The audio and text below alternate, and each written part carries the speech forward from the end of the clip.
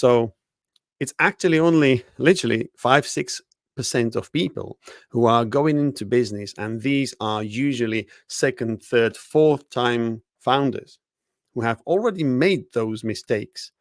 Yet Hmm. they are still coming back again and say, okay, well, this time I'm going to do something different, something better. And most successful entrepreneurs out there today are those who didn't get scared by their previous failures, and they didn't bother by the um, or how to say, yeah, they didn't worry about the sticker that, he had failed already before. Yeah, so they were bold and brave enough to suck at something new today. I like that one. I like that one. I like that one. I think most people don't even get it, how many times you have to fail in order for you to succeed. Hello, hello, everyone, and thanks for joining us today for another episode of Entrepreneurial Truth. Today, we have Peter Russell on our episode, and I'm excited to get started with him. We have a lot to unpack. I'm going to start with Peter. Peter, can you just take us from the beginning? Tell us a little bit about who you are, what you do, and where you're starting from on this journey. Of course, Cassie. First of all, thank you for having me. Uh, I Thank am you. an entrepreneur. I started my entrepreneurial journey when I was, I believe, 22, 23, something like this. And I set up my first business because I couldn't get a job I wanted. So, yeah, solution was born. I'll set up my own business and do what I want. Well, it wasn't exactly that. Yeah. 10 years later, after quite a bit of a success with that business, I had a bit of a detour in corporate because me and my wife started having kids, and we got this idea of becoming responsible parents. Don't do it; it's a daft idea. Like, don't recommend to anyone. Uh, so when we actually realized that this is not really going to work, eventually we came to the decision that, all right, the corporate life isn't for me, and I would be running a business again. The question was, what kind of a business? Mhm. And while we were still running our first business, I got thoroughly addicted to this moment when someone comes to you after a number of years working for you, thanking you for everything you've done for them. Because without you coming, dragging them, kicking and screaming from where they were to somewhere better, they would have still been there by now. And by me doing so for someone, I have changed this person's life completely. Like, we are talking from working in a factory to being a national manager at one of the international fashion retailers. So quite a bit of a change. Wow. Yes. Definitely a bit of a change. And And eventually, go ahead. just to finish this, so eventually, when I was considering this, there was an option. All right, am I going to set up a proper business, another one, or am I going to fulfill this uh, role or destiny of helping others? Okay, well, this is it. I will be a coach. My job and my sole mission will be helping others to learn what they need so they can get what they want. And here I am today. Awesome. Awesome. And can you start and kind of go over your first business? How did that start? Mhm. And take us through that journey. Oh, okay. This is a funny one. So I met this girl, which I really liked, and she was a dressmaker. And simply, when you leave school, there's not too many options for you. Really, what you would end up doing is starting somewhere in a factory. So I'm like, well, don't really fancy that kind of a future for her. So why not start a business and build it around her? So I went to see my parents and said, hey, um, I want to borrow a few 100 grand from you, close to 500,000, to build this business for my new girlfriend. And my mom was like, what? And eventually, after quite a bit of conversation, she had agreed. And yeah, that was the dawn of the entrepreneurial career for me. So yeah, our first business was a bridal studio for my girlfriend. So yeah. Wow. Wow. Wow. And how did you validate that idea would even work? That's another thing. Completely mind blowing. I had realized that my upbringing in the middle class is setting me on a path to be potentially high performing middle class person, get a corporate job somewhere, and have my big house, big mortgage, two cars in front of the house, and that kind of stuff. But I didn't really like it, didn't fancy this idea, because I knew that this is almost like half of life commitment, just to pay the mortgage off, and like 30 years spending just doing that. So I wanted to get something more for myself and for my future family. So the only alternative was to build a business which would be 7, 8 figures, that could give us enough of a different lifestyle and quite a bit of freedom. So I wanted to set up a business, but I knew that anyone I know doesn't have a faintest idea how to do this. Wow. My parents were employees all their life. Everyone I knew, everyone around me was an employee. So how can you actually go for advice to people like this who have never even attempted to set up a business? Wow. So I went around the town I lived in, and I was looking for people who have done it already. And I have managed to find someone who was a multimillionaire by then, and managed to get him interested enough, because there's not that many people doing this, to give me half an hour of his time. So when this happened, we had this meeting in a restaurant, and I told him, "Look, this is what I want to do. This is how I'm thinking about doing this, and this is the numbers I made. Is it going to work?" On paper, it was all perfect, but I just wasn't able to say whether this is capable of working in real life. Hmm. And after like 10, 15 minutes of conversation with me, he told me one thing: "Peter, if you are ready and willing to put the amount of effort in to make this work, it will work." And that was all I needed to hear at that moment, and left that meeting with absolute clarity and conviction. Hey, multimillionaire said it is going to work. Simply, there's no fundamental faults or mistakes in there. Do it. So I did. And the rest is history. We made more than 7 figures in our first year, to everyone's surprise, including us. Wow. Wow.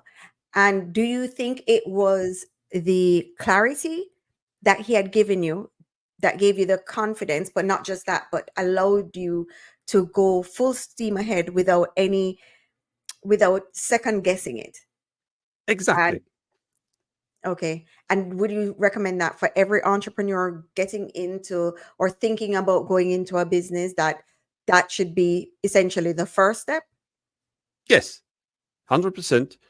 Clarity and conviction are two things which are responsible for remarkable or great results. Hmm. If you are not convinced about something, you don't know whether it's going to work or not. You have an internal objection on your mind 24/7. Mm. That's the thing which is holding you back.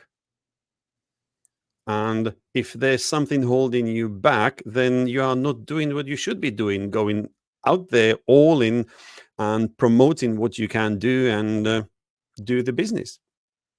This is Wow. the biggest difference between having clarity and confidence and not. Now that you say that, I wonder if that's what makes a difference between an entrepreneur's journey and an employee. The fact that you get up every day with the confidence knowing that you're going into somewhere and you're going to get paid. And that what, it's a job, it works, it's a 9 to 5, and I'm confident that when I go and do what I'm supposed to do, it will work.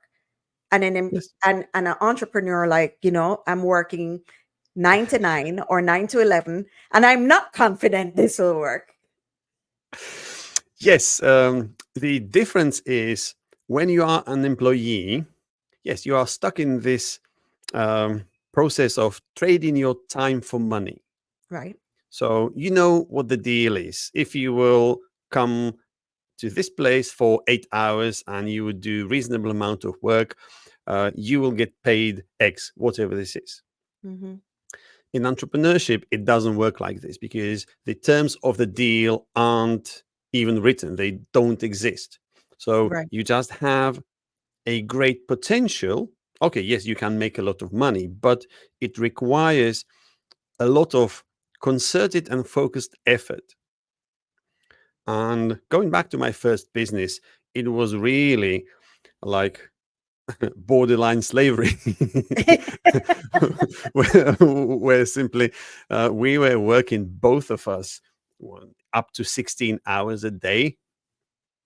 And it was absolutely crazy. But at the same time, we have seen really quickly that, all right, this works. Let's double down, triple down on it, and let's just go for it. So we have gone in with clarity and conviction. It worked Hmm. because we had this validation. If it wasn't working, we would have been asking the second question, okay, why doesn't it work? So we would tweak what we do in another attempt to make it work. And we would have continued the process and refining it to a point where we could say, yes, absolutely, this is a process which works every single time. And we can actually start teaching others to do the same. What we Hmm. eventually later did. And fast forward to going into, or being a responsible adult and going into a I guess it was a job, right? Or corporate. Let me ask you, did you sell the first business? Like, how did that transition happen? Oh, okay. So it wasn't a transition which was quick or easy. So we started having kids, I believe, 3 years into the business. So we were those kinds of crazy people who had a back office in the shop, or workshop at the back, um, with, guess what, my desk, with a computer and a few other bits and pieces. There was my wife's desk, which is a tailor's desk, another big industrial sewing machine, there, a few other pieces of technology. And guess what was next to it? A cot with our son. Yeah. So Yeah. all of our children technically grew up in the business with us. Wow. And it was so funny, having a bridal studio. Brides are coming in for wedding dresses, and there's a little new being crawling around and pulling things, and some like totally crazy moments were happening. Like imagine a future bride standing in a gown in front of the massive mirror, and while my wife was pinning the uh, hem on the dress, she was holding our son, and he was probably 9 months or something like this. And the groom comes by, and she says, "Oh, can you hold this baby for me for a second?" And he's like, "No, no." Like it's a disease you can, you can contain. So, oh, it was so funny. We were having a wonderful time, and yeah, simply all of us, all of the kids, kind of grew up in the studio. But coming to the transition bit, eventually you will build a business that okay, it can produce X amount of money, profits, whatever. This is the amount of hours you need to invest in order to run it. And you are kind of in the know. So you are almost at that point where you are stuck in that business as an employee, Mm-hmm. because now the terms of the deal are kind of unwritten, but at least they are known. But the reason we have also transitioned away from it was that simply we have decided that, well, um, wouldn't it be great to give our children something more, something better, access to um, different education, access to different people, etc., etc. So when we've taken a look of like an overview of our business, we have discovered that this business, no matter how great it was, it could handsomely cater for the requirements we had at that point, but it would not be able to handle um, 3, 4 uh, private school scholarships on top of it. Mm. And that was the moment where simply you will realize that, okay, well, this is a great vehicle to get us from zero to where we were, but it could not take us any further. We could not scale this business up to the point where simply it can support our new desired lifestyle. Wow. Yeah. Wow. So this is why we have decided to get rid of the business and pack everything, move 2,000 miles away, and start from scratch in a completely new country. Wow. Wow. And were you evaluating the business on a monthly basis, an annual basis, a quarterly basis? Like when you were On a looking at the daily business? basis. This is the only way, literally. If you are waiting a month to evaluate what your business does, it's too late. Wow. So you really need to stay on top of your numbers almost on an hourly basis, because this is the only way you can know or you can be sure that you have an objective to achieve X by the end of the month. You have to pay the lease for the premises, employees, everything. You have expenses. You need to cover them. Plus, Right. there's other things the business needs to produce, which is profits. So you can actually um, live your life off those profits. You are not, how to say it, siphoning the money from the business Mm-hmm. and leaving it to die eventually, because simply this business is supporting your lifestyle, but eventually it's going to be an empty shell. So it Right. really is. You need to stay on top of your numbers on a daily basis, and knowing that, okay, by today we should have had X amount of revenue. Do we have Mm-hmm. it? Okay, great. We have more. Brilliant. If we don't, all right, what do we need to do tomorrow in order to bridge the gap of today plus what is the target for tomorrow? Wow. And I mean, you started the business fairly young. Um, Yes. where did you get the insight into how to run the business? Because having a business, being an Mhm. entrepreneur and starting something is fairly easy, you know? Yes. And when I say just, starting something, that doesn't mean that you have the know-how in how that, like everything that you're saying now sounds like you're pretty knowledgeable. Mhm.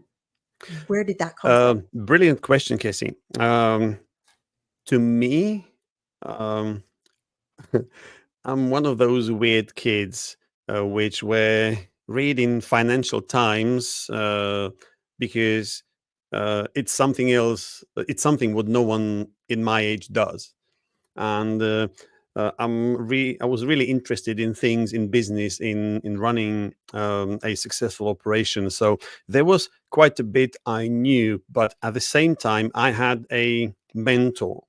Don't forget, I had access to this multimillionaire, which I met several times a week uh, in order to talk about things not in depth, like he was deeply involved in running the business, but on the strategic level. He Mm-hmm. was staying in touch and say, hey, what is it you're doing? What is it you're looking at? I was the one actually who completely abused that relationship, like completely Wow. abused to the point I had like a gazillion questions for him. So when we went um, um, together in his house, and I had question number 536, he was like, um, you are asking too many questions. Like, I'm going to make you pay for the answers. Yeah. So literally, he allowed me a lot Wow. to pick his brain, and he absolutely loved these kinds of conversations because he had found in me what he didn't find in his own son, who was about 2 years younger than me. Wow. So he kind of ticked this box for him. And I have a child in my life, which, okay, isn't mine, but he had great joy um, having these conversations with me and helping us out, talking us through things. So when we went somewhere, and some of those things were pretty wild. Like, imagine you are looking for a new supplier, you're looking for something that doesn't exist even in the region where you are.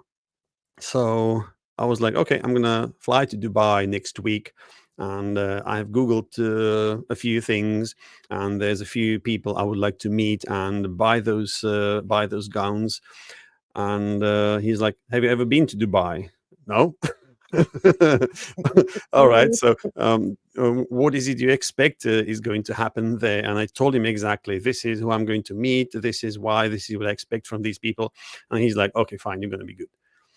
Yeah, so, this is why you need a mentor. You need someone who will um, give you a bit of their time and access to their experience and expertise, because this is what you desperately need for validation of your own thinking. And at the same time, you have this extra resource, which is his experience and expertise, you can take advantage of, so you don't have to make all the mistakes yourself. Wow. Wow. That's a game changer. All right. So, okay, let's fast forward now. So you're now into this role. You've now, you know, sold a business. You're now in a new country. You're now working, and now you get the idea. You know what? I want to go back into serving people, but in a different capacity. So you're working Yes. for yourself. So both of you decide to leave corporate at the same time, or did you stagger it, or how did that work? Well, it's been a struggle. My years in corporate were a real struggle, because I have transitioned from being the owner and sole decision maker to someone who is very far from making any real impactful decisions. So it was real struggle to for me to process all of this. And I tried several times, different jobs, different things. Some of them were successful, some of them not. But eventually, it became painfully obvious to me that while I'm trying to break through in corporate, there's this army of people queuing outside who are seeking advice from me. And we are talking my friends, their friends, who were running their own small businesses, and they never failed to use any opportunity to come and pick my brain. So I was coaching them for about 10, 15 years for free, because back then coaching wasn't even anything. Like if, let's say, 15 years ago, someone mentioned a word coach, everyone thought probably about one and only person, that's Tony Robbins. True. Very true. I never even thought about that. You're right. So I was in the situation where I had people buying me drinks and having conversations with me, which looked like, oh, by the way, what would you think of me doing X, or how would you go about that, etc., etc. So the coaching as a thing wasn't completely alien to me, but making the move and doing it as a pro was quite a change, because when you are doing this for free, um, it's fantastic for your ego. But when you pop to your local shop, you ain't gonna buy a whole lot for it.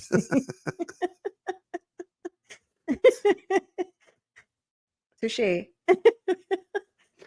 So it was great, and it was also on the back of the most, how to say it, surreal experience I had prior to this, where my former landlord, Colin, brought his friend to me and said, "Hey, this is Peter, this is Nick, and Nick is here to listen to you."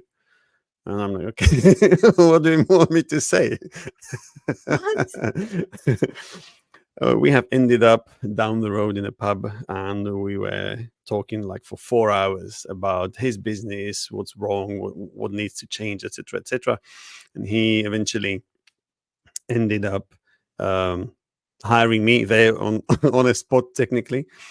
And yeah, next 9 months, yes, I have spent with him, like reshaping his business. Wow. Wow. So then, okay, so now the dream is born. Now you're now consulting and coaching. Mhm. Walk me through what that looks like. So now you're you were still working your corporate while helping him on the side at this point? No, no, no, Or no. This was like I really was. I left the last corporate position and was left for a few months, like deciding, okay, what I'm going to do. So the decision was to either find another corporate job, excuse me, or um, double down on this hobby I have and become a professional coach, Mhm. which I decided, okay, this is what I want to do. And yeah, 3.5 years later, we are still here. Wow. Okay. So 3.5 years later, you've been coaching, and you're coaching in what area? Like all areas of business, like your clients, like give us an example of, or let us know what areas you focus on. Okay. The I am not a typical coach. I'm more like a coach consultant hybrid, Mhm. where half of my work is done with the founder, him or herself, because there's things you need to know and truly understand as a founder.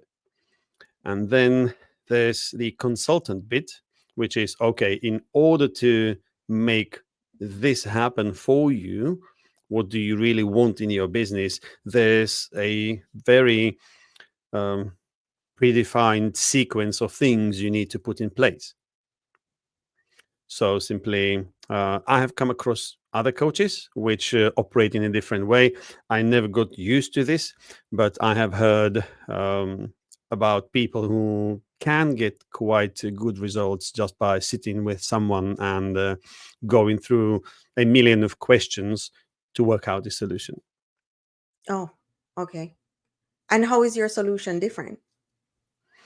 Well, the difference to me lies in the consulting bit. Because when you are, as a coach, asking someone, no matter how many questions, there are things which this person does know already, Mhm. which is the fact the owner is aware of what's going on in the business, how things are done, etc. If you are being questioned from outside, it gives you a slightly different perspective, and you are um, being put in a position where you need to work out a solution to plug those gaps. And in this position, you are using your creativity, your experience, and expertise in order to develop a solution. Right. But there is something no one really thinks of in this situation. And this is there's a third kind of things, information, which which I didn't mention yet. Simply, there are things you don't even know you should know. Huh. You don't know what you don't know. Precisely.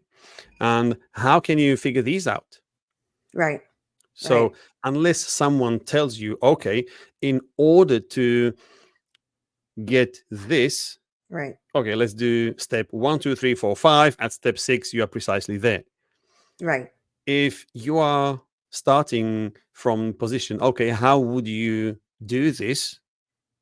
If you would have to do it, then you are starting not from point zero, you're starting at -10, Mm-hmm. because you will first develop some sort of a solution, try, test it, doesn't work. Okay, something else. So you are trying, testing, learning in figuring out what exactly needs to be developed, then to develop it and then make it work, which is a lot longer process. And that's why why I as a consultant make a lot bigger impact, or make an impact a lot quicker, because I'm able to tell people, okay, exactly, this is what I have done in my business. This is what I have done with someone else in their business. This is how it worked. This is why it worked.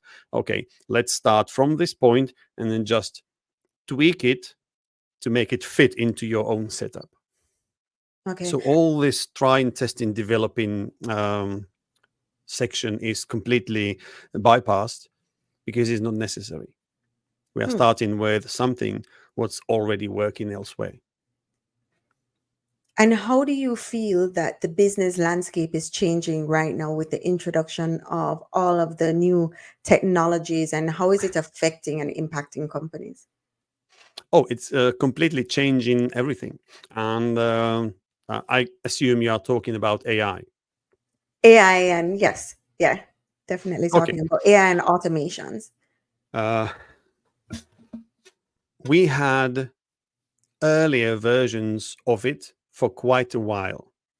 Mhm. It's simply, we are still not in complete AI. This is just very advanced, um, if then kind of a programming. But this kind of interface we have now, where simply you have these big, large language models out there, like ChatGPT, Claude, um, Gemini from Google, etc. These are tools which are now available to everyone. Before, those tools cost were costing money, Right. were available to big corporations. So they were able to outcompete small business because they had tools the small business didn't have access to. Today, AI revolutionizes business because it's available to everyone at the same time. So now it's not necessarily survival of the fittest, because in this case, corporates would win again, not because they are the fittest, only because they have the resources and uh, longevity and experience already under their belt. Uh, the way AI is reshaping the business is that someone with time, willingness to learn, and like great determination can do things which corporates would take years to get to. And this is a matter of hours, maybe days, for someone really small. When individuals like this are becoming unstoppable. Right, because it's almost like a second brain. Yes, it can do things which would take you years to learn. So almost instantly, you have access to knowledge that takes years to acquire and master. Now you don't need to, because you don't need to know where does this knowledge come from, what is it, how does it work, etc. You just type in a prompt into ChatGPT, say, hey, uh, act like expert marketer. I need this. I need a campaign. Talk me through this. What do you need to do? Design me a campaign for the next 30 days. There you go. Mhm. I'm not saying this is going to be the best marketing campaign out there, But it's but what it something. does, it gives you structure. Hmm. It gives you the input which you would have gotten from your friends who are marketers, and over a drink, they would have shared with you things, and gives you at least a framework. You can then customize it yourself, or if you don't want to, just throw it out there and see what sticks. If it works, great. If it doesn't, fine, try a different version of it, but at least you have something to work with. So this is why AI is such a game changer for small businesses, because it can act like a massive accelerator for everything. And if you are ready to take advantage of it, your business is going to skyrocket. Now, let me ask you another question. Do you find that in the life of a small business that they even have the time to even get to?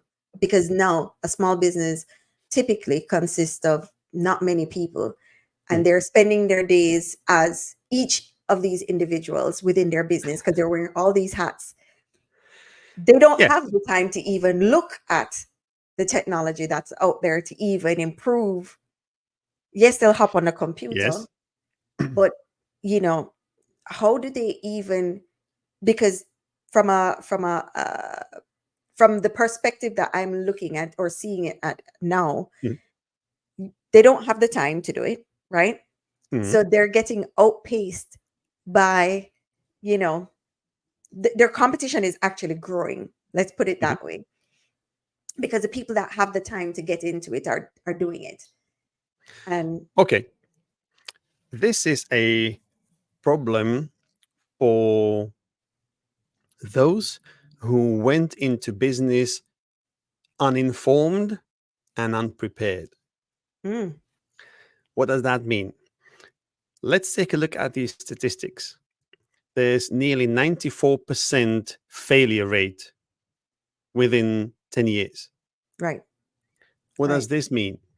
This means that barely 6, nearly 7% of businesses, only such a small fraction will actually survive a decade in business.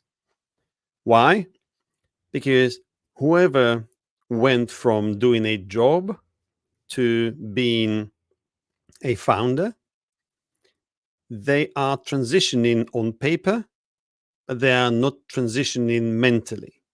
Ooh, Most businesses start for a handful of reasons.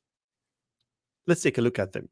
So, you start a business because you are, let's say, a beautician, and you're working for someone else, and you had a bad experience because the boss was a total right.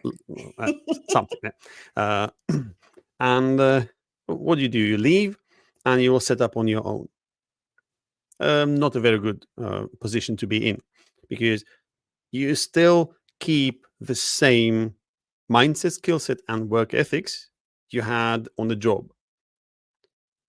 This is completely not fit for purpose when you are an owner, because you are essentially becoming, how would I class it, a proud owner of your full-time employment. Yeah, you are literally running away from a job, setting up a business, and hiding in there, pretending you are a director, but literally it's just you. It's not even a real business. It's literally just you doing what you had what you've been doing before for someone else. Now you're doing it for yourself. Right. Right. The other reason would be you are doing a great job for someone, and your own client tells you, "Oh, um, it's a pity you are working for this other person. If you've done it yourself, you would have kept all the money I'm paying." And then you start thinking, "Oh, okay, that's actually interesting. So I can get paid more for doing the same. Oh, yeah, okay, let's do this." Yeah. Again, the same thing.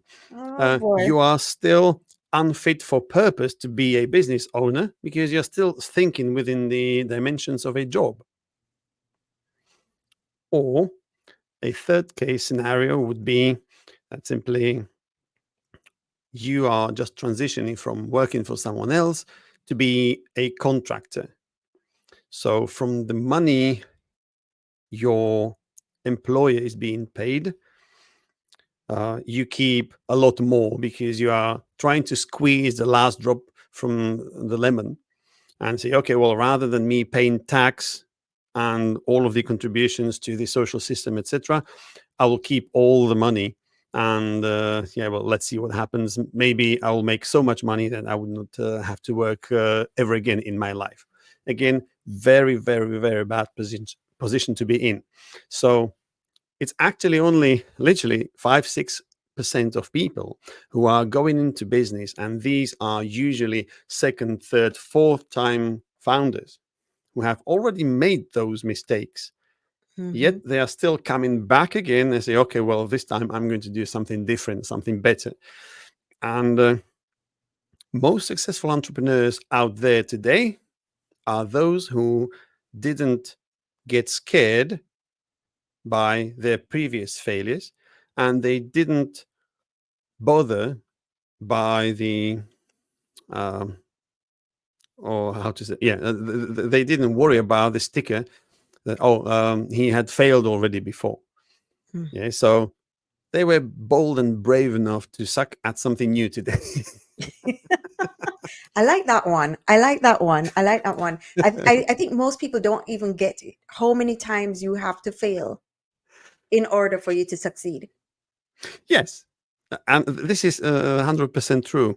The most successful people today are those who failed more or many more times than everyone else dared even try. Yeah. Yeah. Absolutely. Absolutely. Absolutely. And if you were going back to give yourself advice, now I Mhm. know you got a lot of advice from a mentor, but if there was something that you'd look back and say, hey, listen, what would be the advice that you'd give yourself going into this new career that you're in now? Do more, Wow. because from what I have been doing to what I am doing right now, there's a quite a difference. Like let's say you are in, I don't know, you have a business. Let's say you are a builder or whatever else, kind of a traditional business. Um, what do I mean by doing more? Um, you can build this business on relationship with people. You can do great job, get recommendations from clients you already have. But we are now in the age where your personal brand matters a lot. Mm-hmm. So I was, still am kind of that kind of a person who is very hesitant to go on social media and start talking about things, etc., because it feels unnatural. Mm-hmm. I grew up being on stage because I was born in a family of musicians. So I know what it is like being on a stage where there's 6, 10, 15,000 people in the auditorium. I know how to handle the crowd. But being in my own house talking to a phone is completely surreal experience to me. So I have no problem walking into a room which has hundreds, maybe thousands of people. I know exactly what to do. But yeah, in terms of social media and producing content, it's something what I was really hesitant about for a very long time, way too long. It probably took me 3 years. Yes, it's nearly 3 years to actually rewire my brain. Say, hey, this is actually okay. There are people who are interested in hearing this, in seeing you talking about things, because otherwise they would have been left unserved. And I still have like go to my YouTube channel or any of my social media, you will see that the first videos, first posts are like really awkward. And this is the dissonance between two different levels of skills. Like one Mhm. skill is knowing exactly, okay, if you need to restructure your business because simply you have reached the potential of what your current setup can do. Okay, well, this is what you need to do. 1, 2, 3, 4, 5. It's clear. This is technicalities. I know how to do this. But translating or transmitting this information via videos and sharing it with people where I can't actually see the people. I don't even know who they are, whether this is going to be relevant to them. This is definitely a problem which I'm still trying to overcome. And if you are listening to this or watching this and you are either already on the journey or you are just about to start, my advice would be just do it, go for it. Doesn't really matter how awkward the video looks to you. People who would be watching it wouldn't see any of this awkwardness. They would be focusing on the content that you are sharing there. And yeah, I'm completely blown away by many responses I get. Oh, this is excellent advice. This is what I needed to hear today. Brilliant, thank you. From people which are coming from like complete opposite ends of this planet. They're like, whoa. Yeah, yeah, yeah. I I say it all the time. I feel like a lot of people who have a lot to share are not the ones sharing, right? So even the Yeah, creation of this was a big, bold, audacious step for me to do because I am 100% out of my comfort zone, right? And I oh figured, yeah, yeah, yeah, let yeah, me be out of my comfort zone in order to share the information and ask the questions that I wish I had had and be the version of me going back to share with me. And, hey, listen, yeah, this is what you need to do. You need to come out of your comfort zone, right? You need to speak about the things that you wish you had heard, get people on that can share yeah. that insight. And I feel like we are the tribe that needs to rescue the people that are coming behind us Oh, now looking for 100%. someone. Yes. This is the only way. I totally agree, Cassie, because if you look at the education system today, oh boy, well, um, Oh, um, again, in one of my videos, I have dedicated a whole like 3, 4 minutes to this, just talking people through like, hey, this is actually something was being engineered 200 years ago yeah. for a very different purpose it's serving today. So if you are thinking that, oh yeah, going to the university or getting an MBA um, gets you somewhere or gives you the skill set what you need, well, let me share with you what some of my friends told me last weekend. We had a barbecue for it was a birthday barbecue of my friend Owen, and someone asked me there, oh, by the way, do you know what MBA means? And I said, yeah, it's Master of Business Administration. I said, no, it's a Master of Bugger All.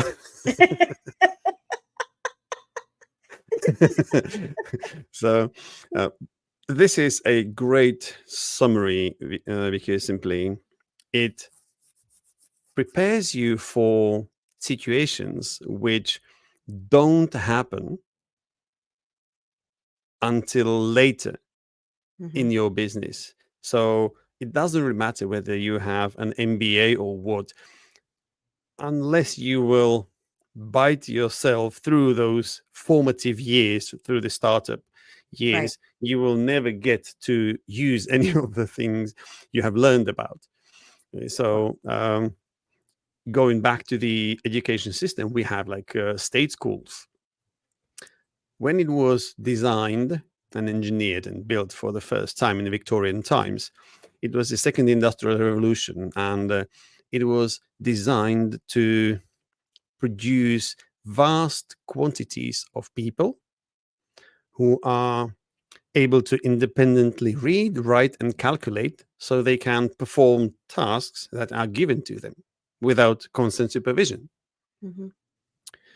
What it wasn't designed to do is to create independent thinkers, people who are who have their eyes and ears peeled off, and they are able to come up with solutions, finding ways how to make them work, how to improve things, because this would have created an army of entrepreneurs which the old establishment didn't really need. They didn't need competition. Yeah? So in Victorian times, most of the business was owned by who?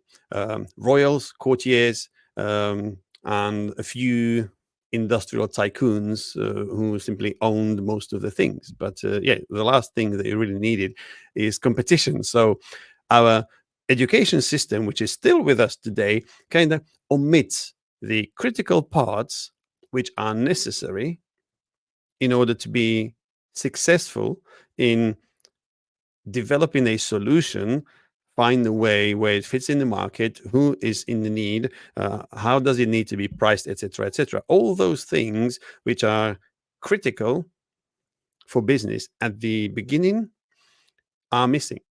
Hmm. That's why most people who go into entrepreneurship fail, and whatever they create, and it doesn't really matter whether they will fail in year one or year 10. Right. Right. People who were at the levers of power 150, 200 years ago, most of their successors are still here with us. Hmm. So simply, uh, whatever these startups create, whatever innovation is being brought to this world, will either get lost completely, no one would even know it existed, or big business will, um, what's the best way to describe it? Will get hold of it in some way. So simply, they will either buy your business while it's still small. Big business will come and, hey, we're going to give you whatever amount of money, and you'll be like, oh yeah, great. I would love 1 million in my life. So yes, and then you will find out that actually, this thing which I sold to them for 1 million, they made probably several billion on it, because they did know exactly how to do it while you didn't. But this is what it is. So becoming an entrepreneur means also understanding that you're you are about to wade into waters where your problem isn't making money or making something happen, build something, create something. Your problem is to keep it. Wow. And let me ask you, do you think that, and this is going to be an out there question, do you Mhm. think that social media is used as a way to smother or create so much confusion and noise that we ourselves are so consumed with social media that the businesses that need to be heard can't be heard because there's so much in the marketplace? Uh, Let me put it this way: social media is an amazing channel, no matter what you think of it. Hmm. Let's go back before to the age before social media. The only You mean way, 5 years ago? yeah, a little bit more. Five Um, minutes, five the minutes ago?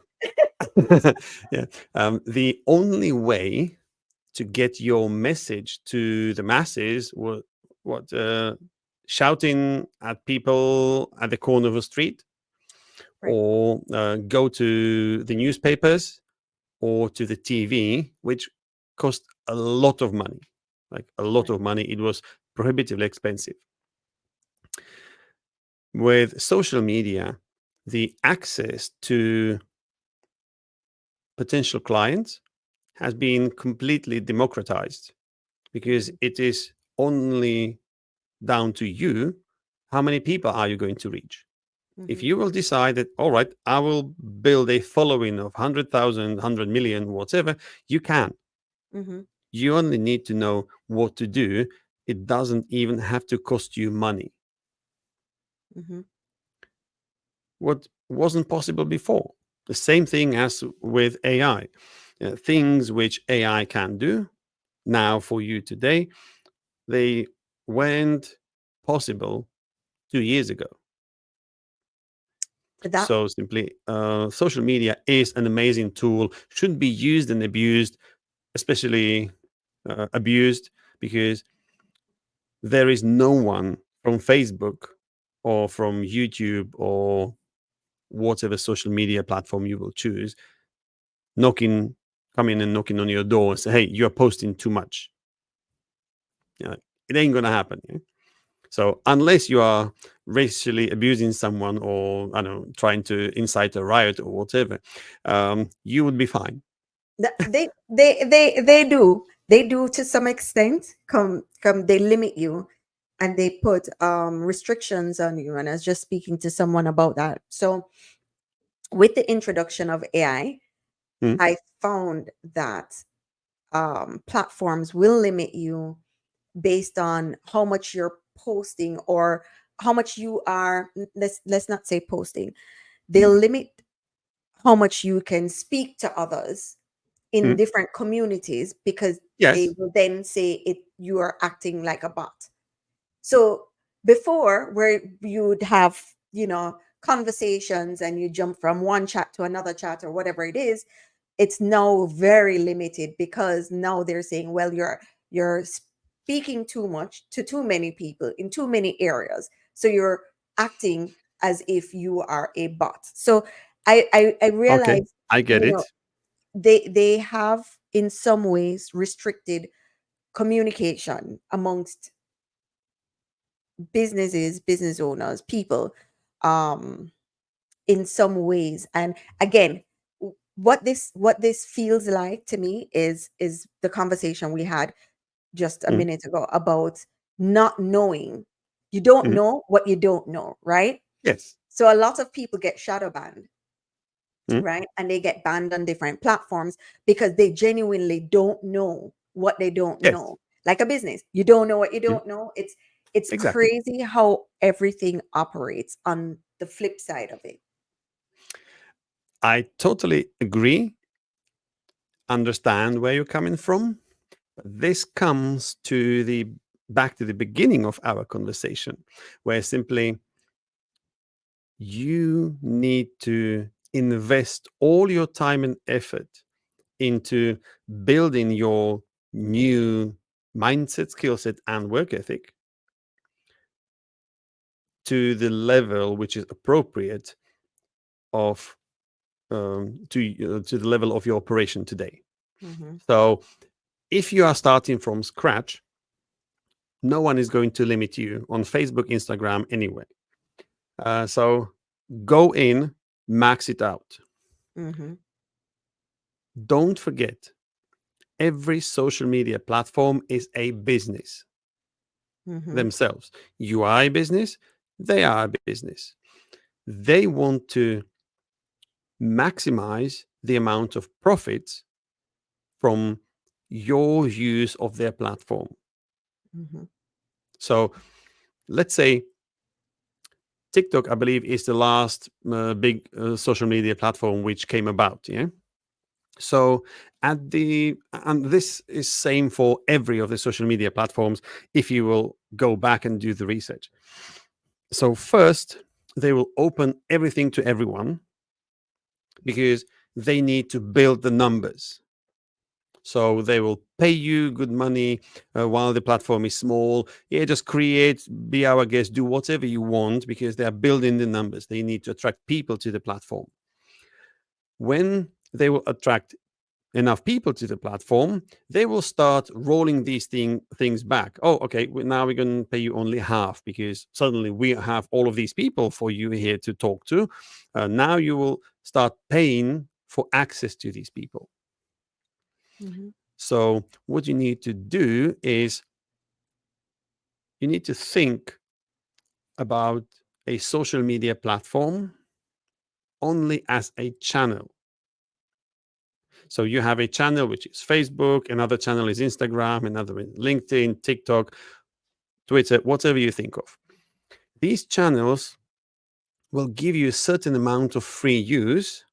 So you need to maximize the exposure of your brand, your message on those platforms. But now we're coming to business. What needs to happen is you have to start thinking exactly the same as they do because this is business. You shouldn't be an amateur trying to play business. It's the same thing as you just started playing football and you want to do Premier League or World Championship.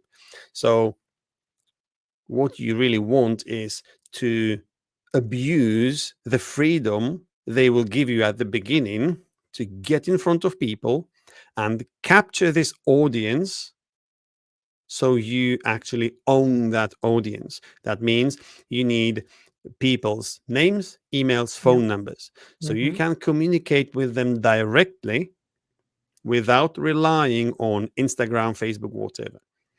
Love it. This is your duty as your business owners. Okay, while you have all of those channels available, you need to assume that it's only going to take a certain amount of time until you will get throttled or you will get banned or whatever. So plan for a disaster, which is all platforms have ceased to exist tomorrow at midday. Okay. Mm-hmm. If all of your um, clients, prospects, everyone is on social media, you need to have a backup. Right. That's your email list. That's Right. your SMS messaging platform. You need to be able to reach your audience directly, no matter what. And Right. those channels you are using to build the audience, but you have to own it as a business. Right. That's the And difference. that's a huge, huge conversation that I have with people now. It's like you have to have an email list. You have Yes. to, you have to. There is no other way. And it's funny, like years ago, Neil Patel and all of those greats, they spoke about, oh yeah, building your email list, building your email list. And it's funny, I think 2010 or 2010, I heard it and I was like, oh yeah, yeah, yeah, build an email list. And I was like, oh, well, whatever. And now I'm like, you definitely need an email list. Oh, And it's yes. funny. It Uh, no matter what platform comes up, no matter what social media is going on, what AI, you need an email list. oh, 100%. Because this is the only way you actually own your audience. Your Mm-hmm. email list cannot be taken away from you. Mm-hmm. Same Mm-hmm. thing. If you have direct contact, you have phone numbers of people, you can text them, you can WhatsApp them, whatever. So as long as you know who your um, prospects Avatar. and clients Mm-hmm. are, where they are, you can use any channel to reach them. Mm-hmm. But if Mm-hmm. you only use social media and rely on passive traffic, you will forever be dependent on those channels, on Instagram, on Facebook to give you ads to get in front of their clients. This is what you need to do, what you need to know, and someone needs to tell you. Otherwise, by the time you will figure this out, it will be too late. It's Mm-hmm. like when I am working with my clients and we are let's say in year 1 or 2 of a business, let's say even 3, I am already preparing my clients mentally for what is going to happen in year 4, 5, and 6. Wow. And I'm telling them, look, now we are dealing with this. We are restructuring your business, making sure the process is sound. You know what you're doing. You can replicate it, and simply you know how to train your people doing these things. But 2 years from now, when you would want to grow your business significantly, one thing would be required, and that's relationships. Because when you will get there, you would want what? You would want more locations for your business. This is your scaling up. And the worst thing you can do is to get to year 5 to figure out, okay, I need relationships. Great. Let's start building. Only to find out, well, you should have started building 3 years ago, because it's going to take 3 years for you to build a relationship strong enough to give you what you need from that relationship. Wow. Wow. So, unless you know exactly, okay, 3 years from now, you would need a relationship with someone, regardless of what this person does, strong enough, which is mature, 2, 3, 5 years old, in order for this person to unlock you access to someone they know or something they do. And if you will only find out in year 5, then it's going to happen in year 10. Unfortunately, there's no way to skip it. And for 5 years, your business will be stuck, because in every step, you can only do so much, and there's no way to skip, to cheat.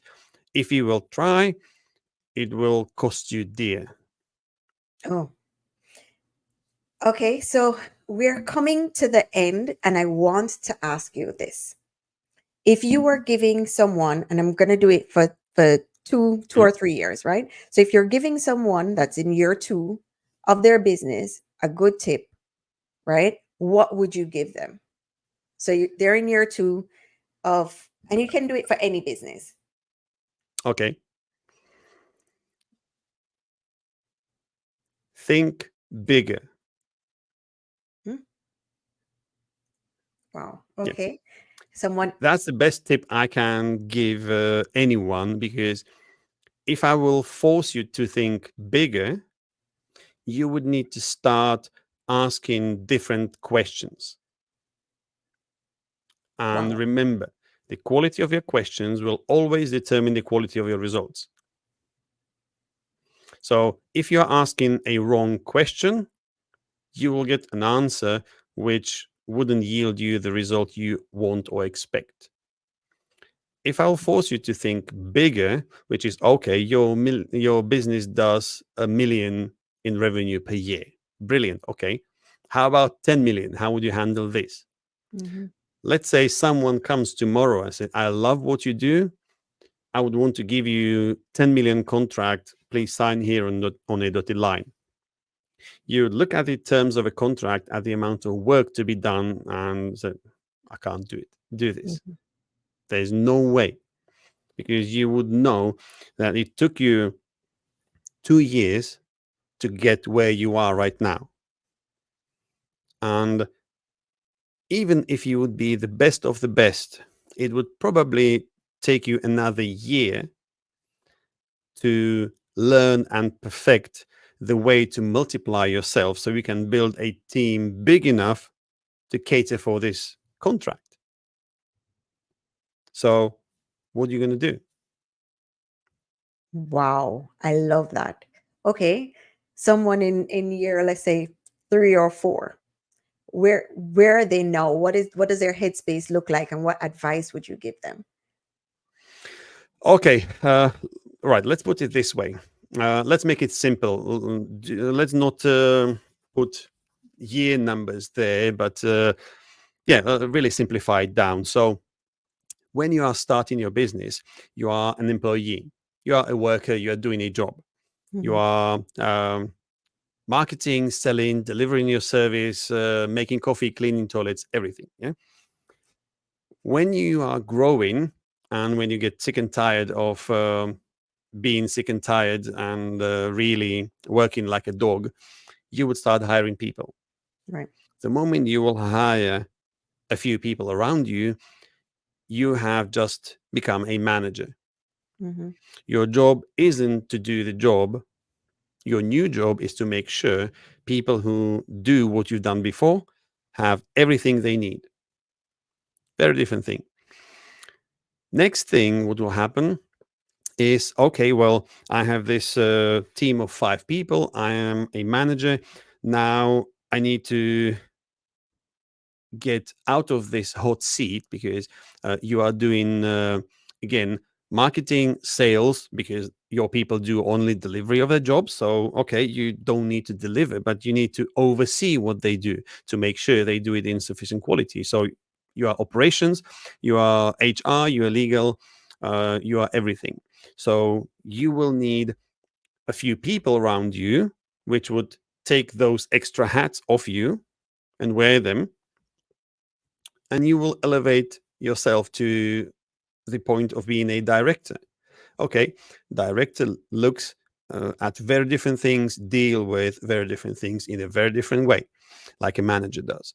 So simply knowing and understanding that you will be going from worker, supervisor, manager, director, CEO. Eventually, you will maybe become a chairman and you will be an investor. This is the journey you will or you have just embarked on when you have set up a business. So, Mm-hmm. knowing and recognizing that at every stage, you would need to acquire a completely new skill set is critical. So, wherever you are on the journey, you need to recognize that number one, I don't know and I need to learn. Let's find someone who can teach me, or you would have to find someone who can do these things for you, but it will cost you a lot of money. So wherever you are, you will constantly be learning, and you need to understand that this is again just a transition period to somewhere else. Because, well, I'll send you to speak with someone who has been doing the same job for the last 15, 20 years. Like owners who have been running their own businesses for 15, 20 years. Go and talk to them and see how excited they are every day when they get up in the morning. They know Mm-hmm. exactly what's going to happen Mm-hmm. during the day, who's going to be late to work, who's going to make some mess. You would spend the rest of the day trying to bring back on track. And it's it's a trap. So unless you are seeing this as a transition to transition to transition, and you will constantly elevate your skill set and view to the levels which are necessary, there's no way for you to escape the trap wherever you are in every single stage.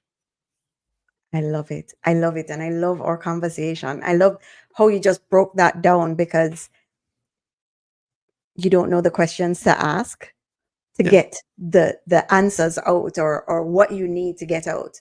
So I'm glad you're able to explain that as simply as always happy possible. to help. It's I my love it. job, literally. I love it. I love it. I love it. And how can our listeners find you? Okay, it is really easy. Find me. I believe my best platform is LinkedIn. Peter Russell, straight to number one. Go to YouTube again. I believe at straight to number one. Um, Instagram, Facebook. Just type in my name and yeah, follow me. See what is there. Comment. Ask the questions. When you ask the questions, you will get the answers. That's all what it is. What it takes. Love it. Love it. Thank you so much for being a part of the show today. I really appreciated the conversation. It was great. Is there anything that you'd like to leave and impart on our listeners today? I don't think so. I believe we have like loaded them with a lot of things to to To process absorb. and absorb. And yeah, I'm happy to be here. Thank you for having me. And if there's any more you need from me, again, find me on any social media. Um, Ask the questions you need answered, and if I'm able to help, I'm more than happy to do so. Love it. Love it. Thank you so much. And I will definitely link everything below so you can find him. Again, Peter, thank you so much for coming on today. My pleasure. I enjoyed it immensely. Thank you. Thank you for tuning into today's episode of Entrepreneurial Truth. One tool that I can truly recommend on how you can organize and execute systems is Notion. Notion allows you to seamlessly get information out of your head and into a centralized, organized space. Whether it's documenting processes, managing projects, or brainstorming ideas, Notion can be your go-to platform. As a special offer to our listeners, you can get started with Notion using the link in the episode description. By using our affiliate link, you not only support our podcast, but also gain access to free templates designed to kickstart your journey with Notion. These templates are specifically crafted to help entrepreneurs streamline their workflows and boost productivity.